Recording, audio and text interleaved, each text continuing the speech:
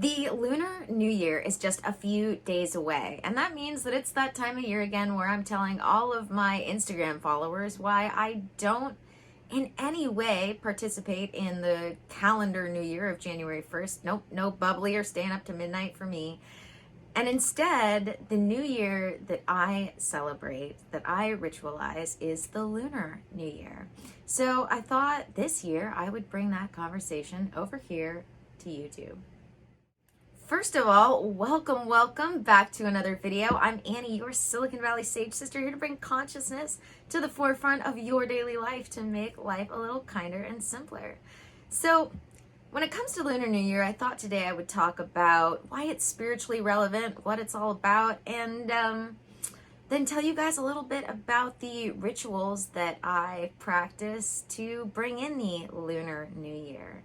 So to get started, when it comes to the Lunar New Year, we've got a few things that come together in this time that make it a powerful time energetically.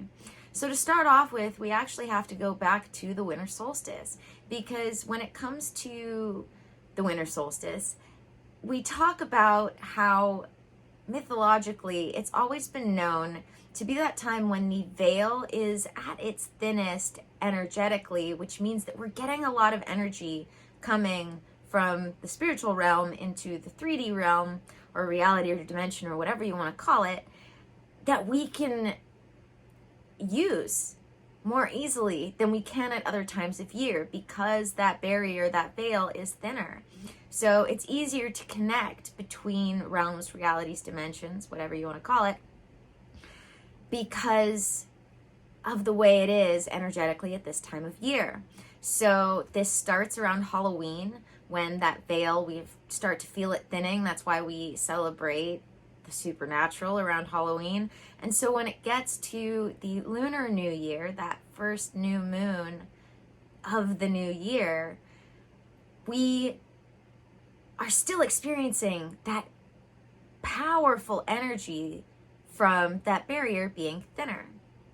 At the same time, we have not just the new monthly cycle happening with this new moon, we also have the new yearly cycle happening with the new moon.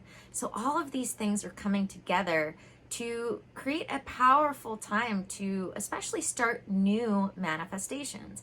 That's where this idea of New Year's resolutions comes from, because to everything there is a season, a cycle in the universe. So if you ever wondered why your New Year's resolutions don't seem to be working out, seem to fall flat very quickly, it's because our human construct calendar is marking the beginning of the new year at the end of the natural cycle rather than at the next beginning. And so this brings me to the rituals that I do for the Lunar New Year, which seasonally, winter is the time for clearing and cleansing. And the new moon as well is a time for clearing and cleansing, to also then be able to take inventory of what we want to manifest next and what those next action steps need to be. This is a planning phase as well as a cleaning and clearing phase, both monthly with the new moon, as well as annually with the monthly year cycle starting anew. So I actually have 4 rituals that I do every Lunar New Year, and this actually starts with clearing my physical space. I have a spiritual hygiene workshop over on Patreon that goes into more detail of the different cleansing and clearing rituals that I have for mind, body, spirit, and the physical space. But to just stay with the simplest explanation, before the Lunar New Year, before the new moon actually is at its peak of 100% new, and sometimes I'll start this a couple of days before, sometimes I'll just start it the day before, the very first thing I do is make sure that I have my space, my actual physical space clear. I'll clean things, I'll use different spiritual floor washes, salting, saging, as well as physically getting rid of things that are just clutter and in my way. From there, I do a mental cleansing.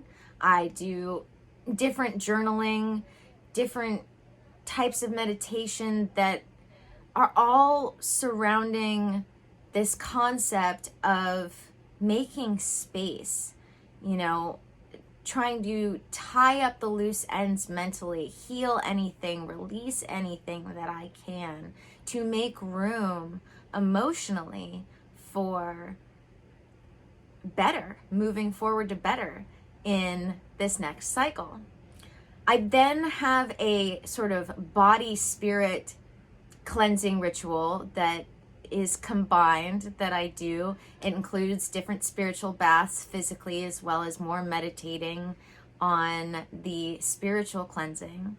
And that finally gets me to the Lunar New Year ritual, which always starts off with not actually trying to manifest anything for myself or for any of us in the group, but actually giving first. Because as I've talked about, when it comes to the universal law of abundance, if we want to receive, we have to give. It's this perpetual motion that happens when it comes to the cycle of abundance, that sacred reciprocity required to keep things flowing. And so before we ever ask for anything, whether it be at our Lunar New Year ritual or in the Kiro tradition, we do something called a Karpai, which involves another ritual called a despacho, not gazpacho. And the first thing we always do is pray for others, pray for something else, give our energy out into the universe before anything else. And it allows us to be of service and participate in that flow of abundance before we try to take anything in for ourselves.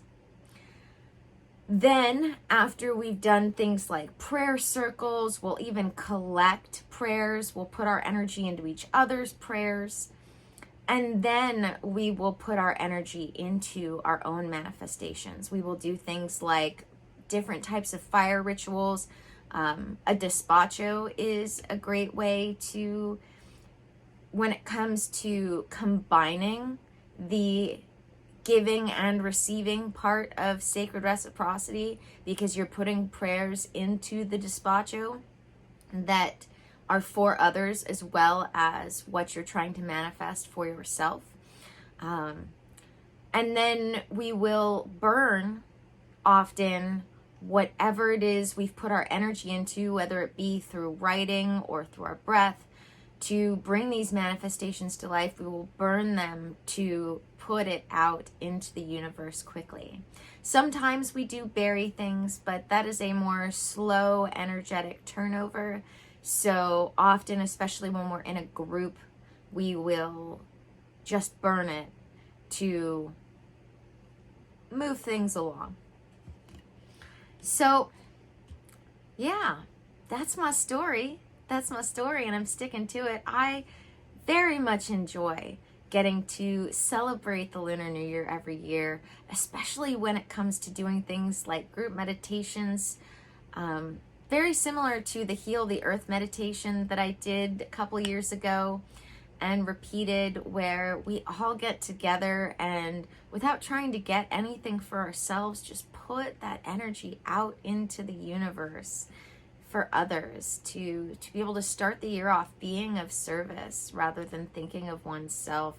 It's so energetically fiery, as odd as that may sound to some people. It's so much more fulfilling than starting off with trying to focus on what you want individually, tapping into, especially as a group, those feelings of oneness and of abundance on a group level. It just, I wouldn't have it any other way. Well, thank you all for joining me for another video. Don't forget to check out those links in the description, which include things like Patreon, where I have things like that spiritual hygiene workshop that I was talking about, as well as journal exercises, guided meditations, and other workshop replays. Also, with the Lunar New Year comes my opening up new spots in my holistic practice. So if you're ready to heal, grow, expand your consciousness, get the natural solutions to the roots of your problems, rather than trying to cover up the symptoms of life, I would love to have you. You can always reach out to me if you have any questions with the email address in the description. And if you know you're ready and you want to snatch up one of the 7 spots I have available, you can always use the link in the description to my session packages. All 4 session packages have their own fun bonuses. And as always, may the energies you serve you well. Let's keep making our way through, and I'll see you in the next one.